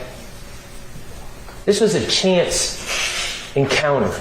It was unforeseen that Shamal Drinks would ever show up at a gas station. So there's no indication that people would be renting a car in anticipation of running into Shamal Drinks. Okay? The reality is we heard about what was going on in Mr. Stillwell's life. We know from his phone. We heard from Miss Alexander, who testified. Remember what she said? March 9th, I was robbed. I said she's in the cash business. She said, no, I dance. Okay, that's fine. I didn't want to put it out there, but she did. She dances. She carries large amounts of money. And people ran up on her with their guns out and tried to rob her. And remember what she said? I said, you shot at them in self-defense. She said, no, I shot them. She didn't have any remorse about that because people ran up on her to try to take her stuff at gunpoint. But she was concerned about the blowback. She was concerned about people coming back to get her. Couple that with the fact that Mr. Stillwell has had a target on his back since 2015.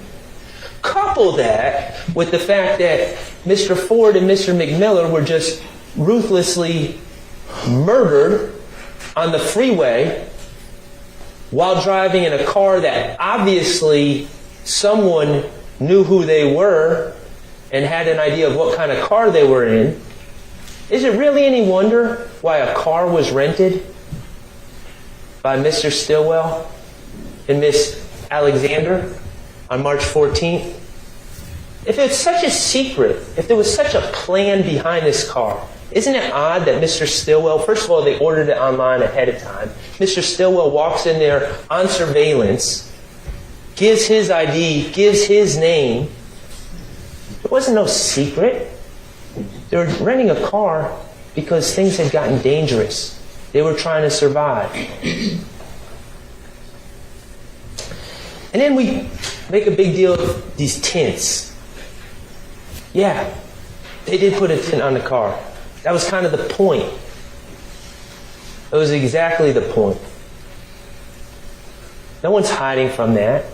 Mr. Stillwell was scared for his safety. He was scared for Miss Alexander's safety. And the first thing he did that night is went and got window tints on the car. And yes, he broke the rental agreement in doing so. We acknowledge that as well. If this was a car that was involved in a homicide on March 14th, let's consider Mr. Stillwell's actions after the fact. I don't know. It seems logical to me that if I'm in a rental car and I use it as part of a homicide, the first thing I'm going to do is get rid of said rental car. Distance myself from the rental car. It's on video at the BP. It's on video on Windsor Street. There's surveillance cameras all over the place in Atlanta. The first thing anyone would do if they committed a crime as heinous as this in a rental car is get rid of it. Well, what do we know that Mr. Stillwell does? Well, first of all, he runs into Investigator Viverito at 2830 Waters Road a day after the homicide, wearing the same clothes he was wearing in the BP, by the way, not really concealing his identity there. And he tells Investigator Viverito, yeah, that's the car I'm in. That's the car I'm riding in. And then what does he do later in the day on the 16th? Does he go into Griffin, Georgia and burn it in some back road somewhere? Does he go drop it off in Alabama? No. He calls Alamo and extends the rental until the 20th. Ask yourselves, really? Are those the actions of someone with a guilty conscience? Are those the actions of someone who committed a crime in a rental car? Absolutely not. Why is he doing these things? Because just like how he knows the car is going to come back clean, he knows he didn't do anything in that car. He knows he's innocent. He has no reason to get rid of the car.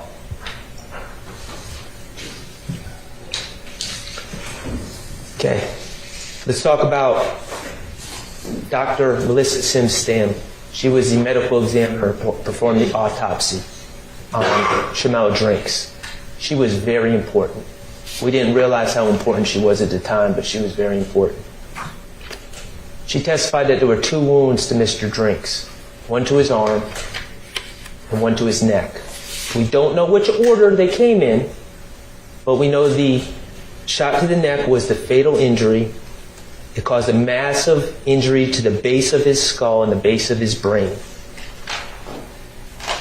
Dr. Sims Stanley testified about the effects of such an injury.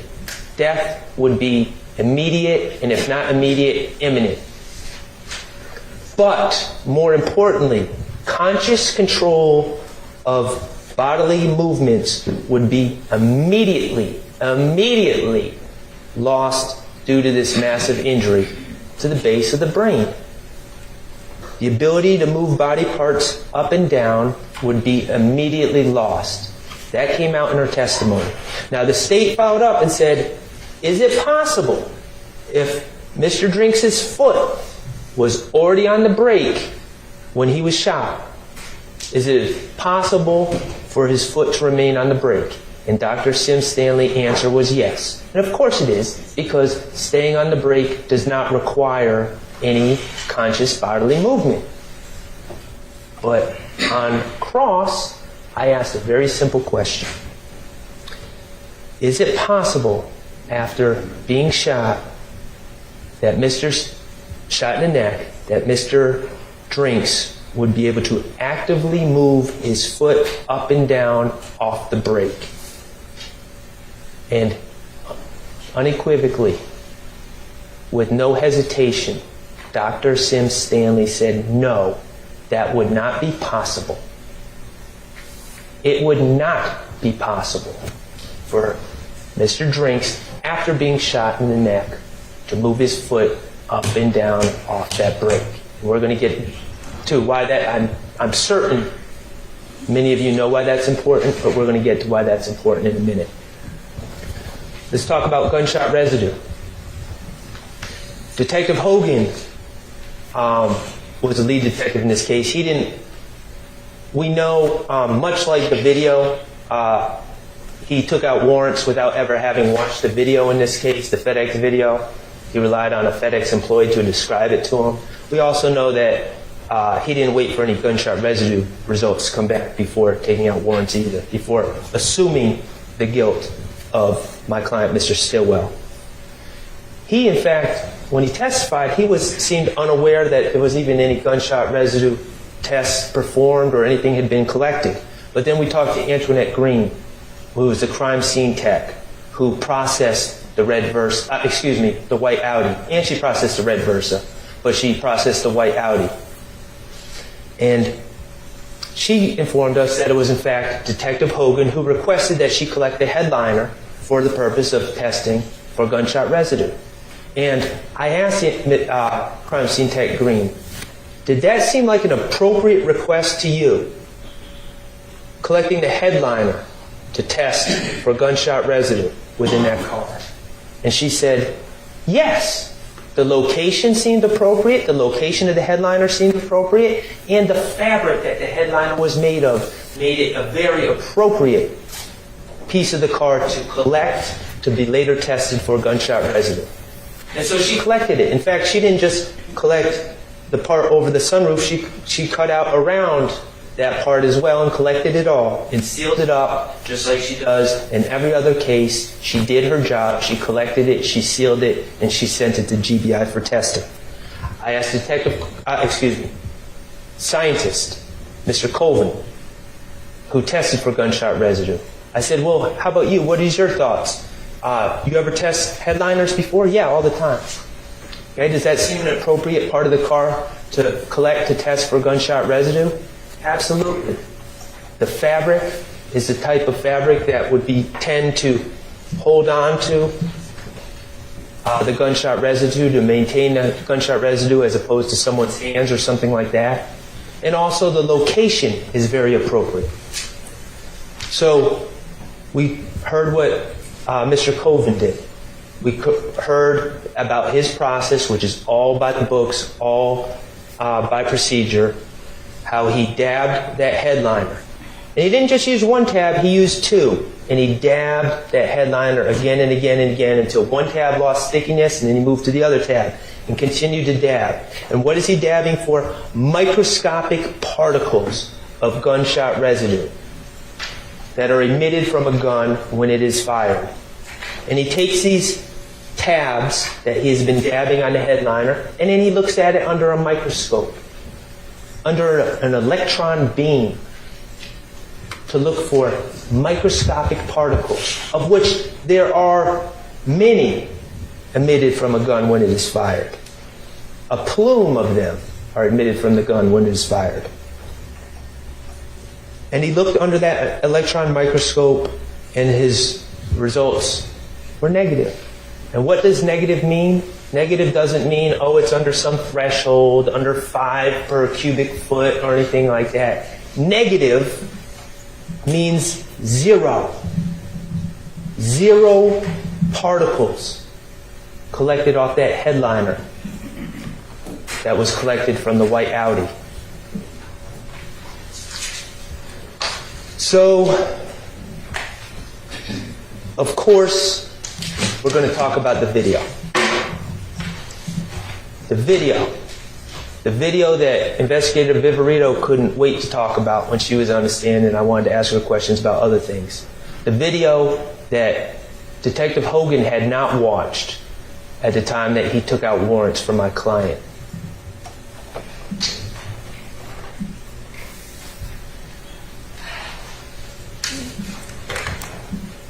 Mr. Kokomo, could you pull up the video? Okay. And I just want to give a little timeline of what I submit we're going to see from this video.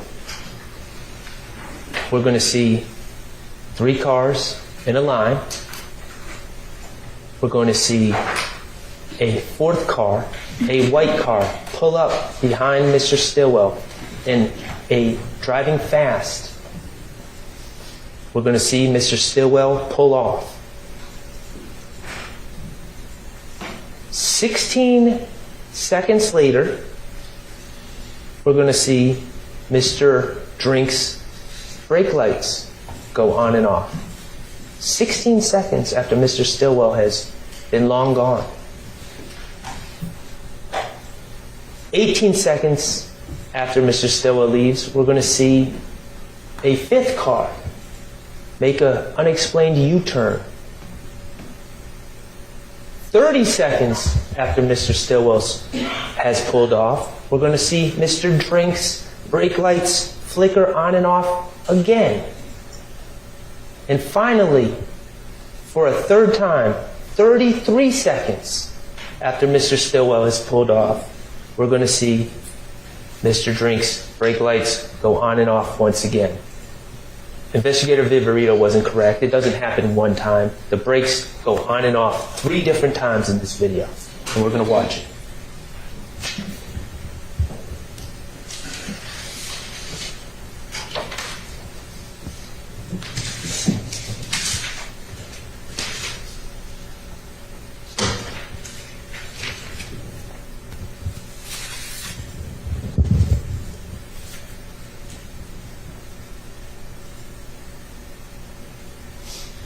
Pause. Okay, right here we have 3 cars lined up. Mr. Drink's red Versa on the left, Mr. Stillwell in the white Audi in the middle, and Mr. Nichols and Mr. Boyer, according to the state, and Mr. Farley in the right. I invite you, when you're deliberating, I invite you right now, when you're deliberating later on, if you need to review this video, you can look as many times as you want. I want you to look to see if you see a muzzle flash. At any time, when Mr. Stillwell's car is next to Mr. Drinks.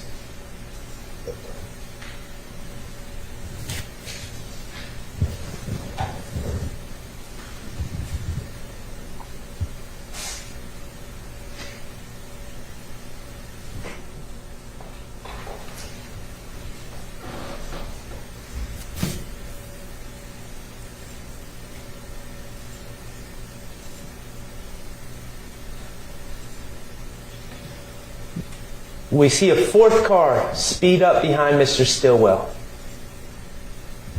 Pause. And Mr. Stillwell leaves.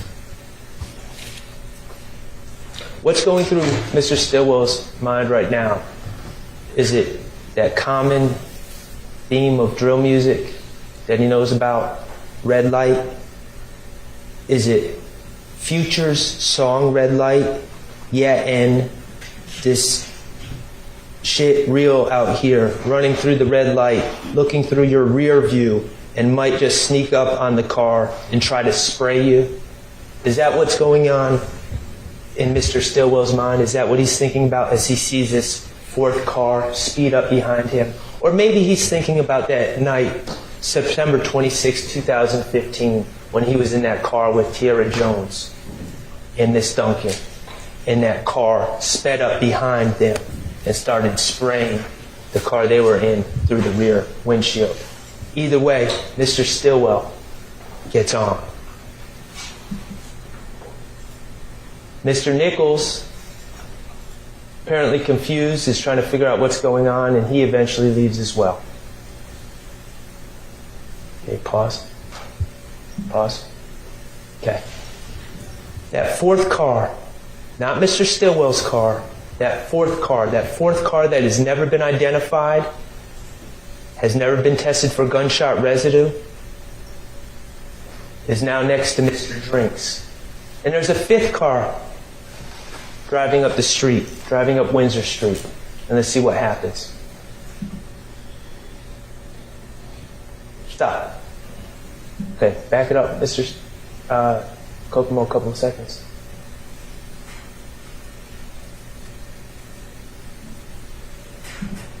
Okay, pause. Okay, I want you to look closely. Right here, we're going to see the fifth car make a sudden U-turn. Is there someone in the street? Is there someone waiting at that car to make that U-turn? Is there an obstruction? Is there anything going on that would explain why that car makes that U-turn at that exact time? No, there's not.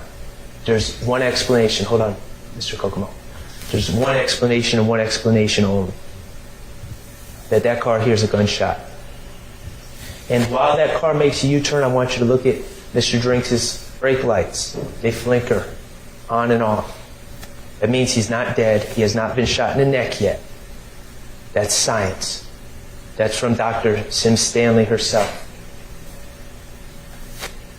What could be happening, I submit to you, because we don't know the order of the wounds, what could be happening, what makes the most sense, is that at this exact moment, that car that's next to Mr. Drinks fires a shot into the car. Remember, there's 2 wounds to Mr. Drinks, but there's really 3 shots, because one projectile ends up going into his arm and it's on the seat and is collected by Miss Green, CST Green.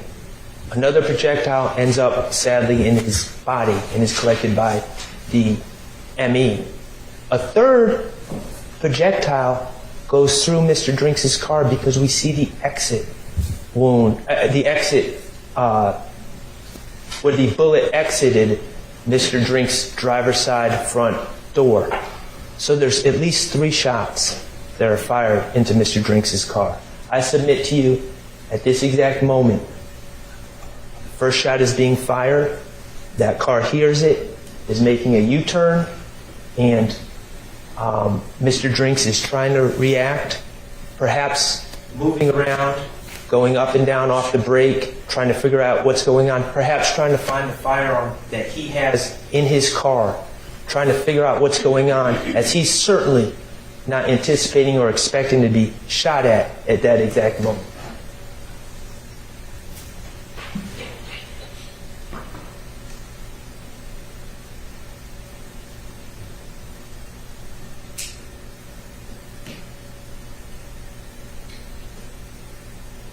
That car, that white car, remains next to Mr. Drinks. Up.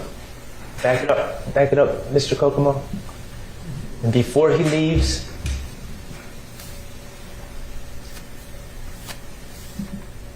we see a slight flicker of the brake light right there. And then if we play it again, and no more flickers. At that moment, tragically, the fatal shot was fired from that fourth car into Mr. Drinks' red Versa, going into his neck, causing him to immediately lose all bodily control, and eventually leading to his imminent death. And that white car, that fourth car, leaves the scene.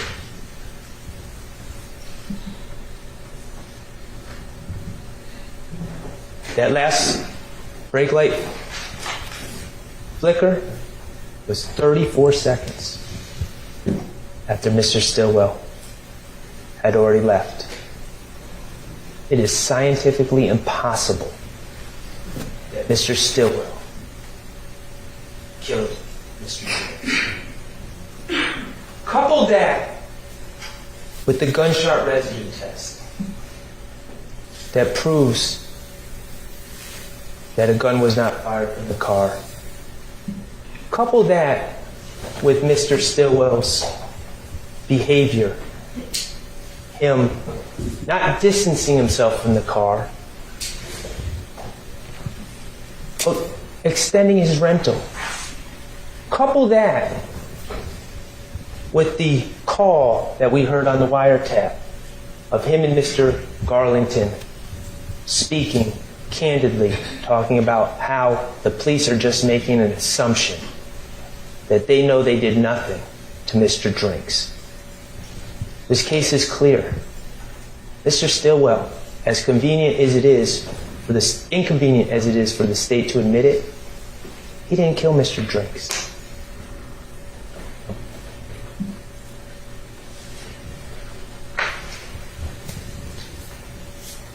Ladies and gentlemen, I'm about to conclude.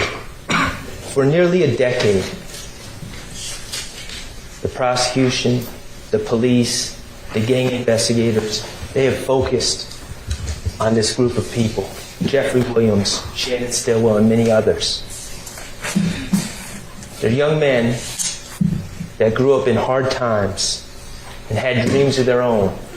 They saw something different in Mr. Williams, a confidence, an ability to turn negative to positive, like so many hip-hop artists before him. They were attracted to Mr. Williams. They identified with him, but they also saw opportunity to chase their own dreams, to get in the studio, to make connections, to hopefully make it big. And it worked out for some of them. Wooney Lee is now a signed artist. He's not alone.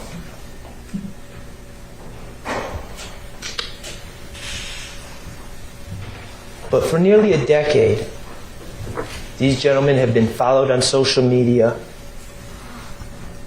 Prosecutors and police officers have listened to their music, have scrutinized their artistic expression, leaving no room for artistic license, leaving no room for hyperbole.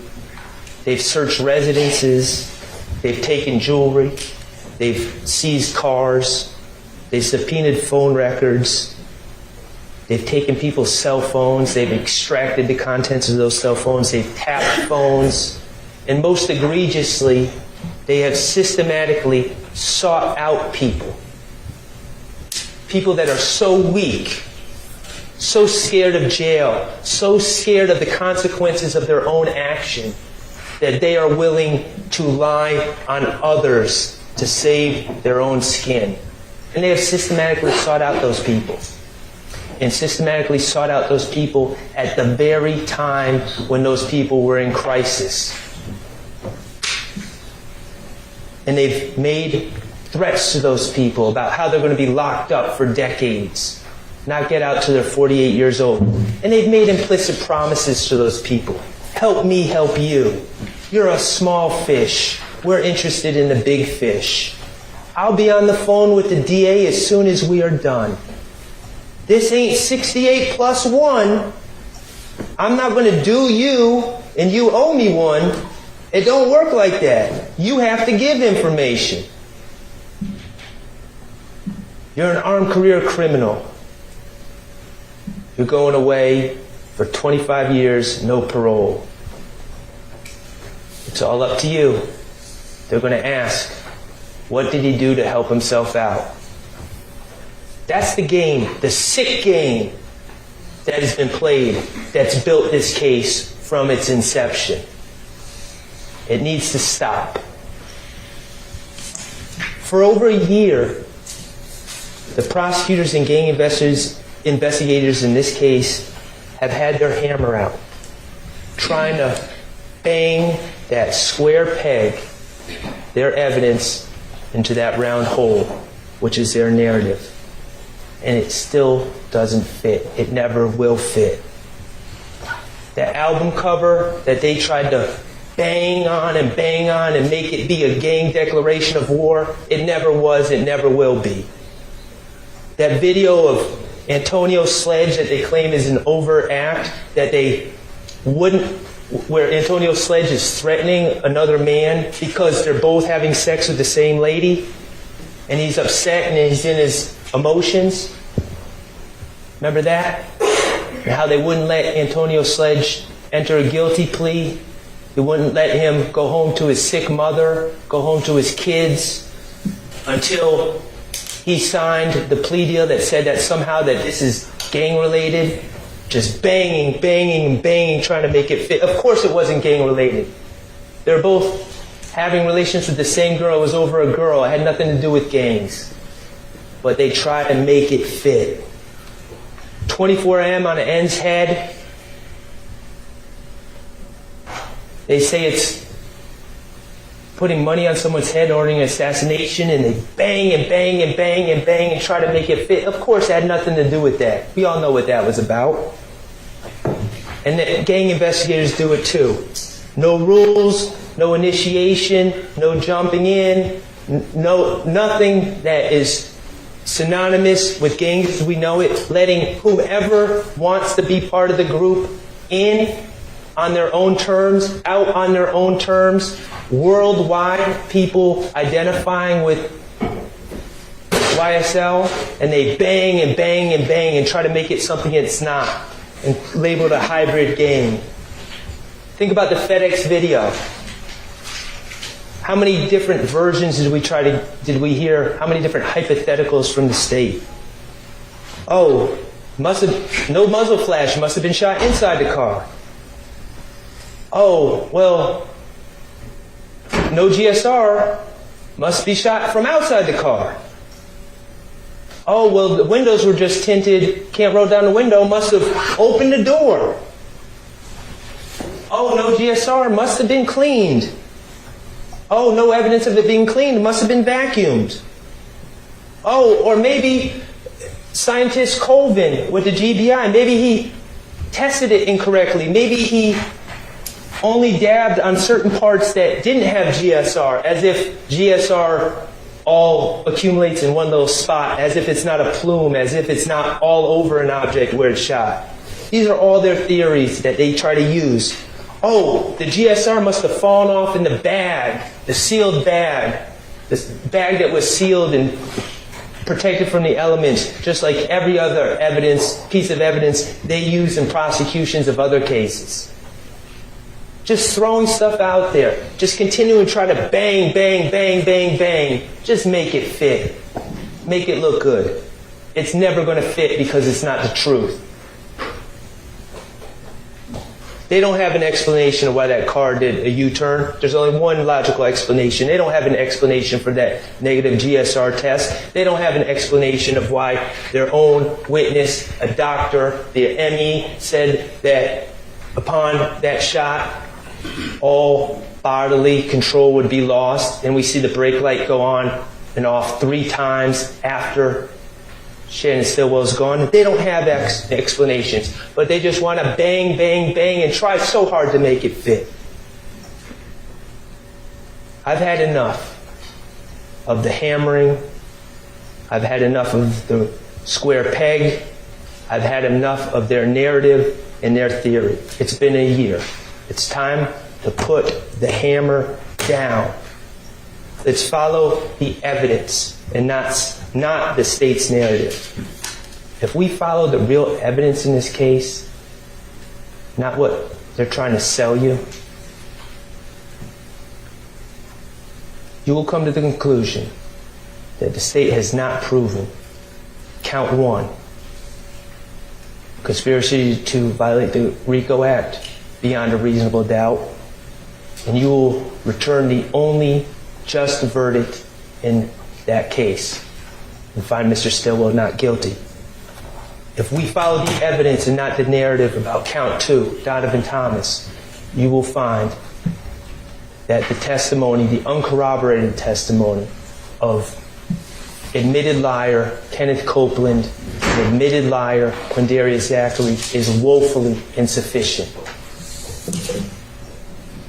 That there's reasonable doubt all over the place, and you will find Mr. Stillwell not guilty of count 2. And if we follow the evidence,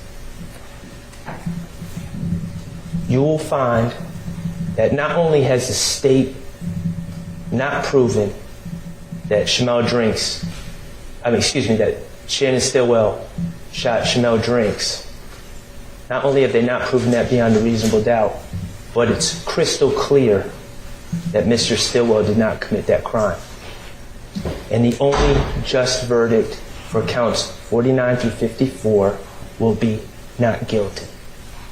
Ladies and gentlemen, I appreciate your time and attention.